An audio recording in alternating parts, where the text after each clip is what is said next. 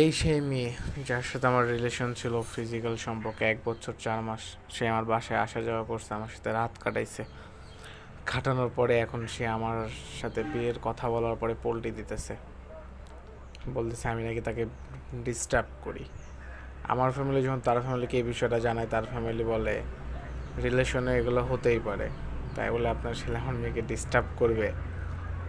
এই মেয়েটাই সেই মেয়ে, যে মেয়ে তার রিলেশনে 5 বছর একটা ছেলের সাথে রিলেশন থাকার পরে তার বাসার পাশে, তো ছেলেকে সাথে ফিজিক্যাল সম্পর্ক করার জন্য নিজের বাবা মাকে দুধের মধ্যে ঘুমের ট্যাবলেট মিশাই খাওয়াইছে। আমি যখন সেগুলো জানলাম, সেগুলো অনেক লেট হয়ে গেছিলো, দেরি হয়ে গেছিলো।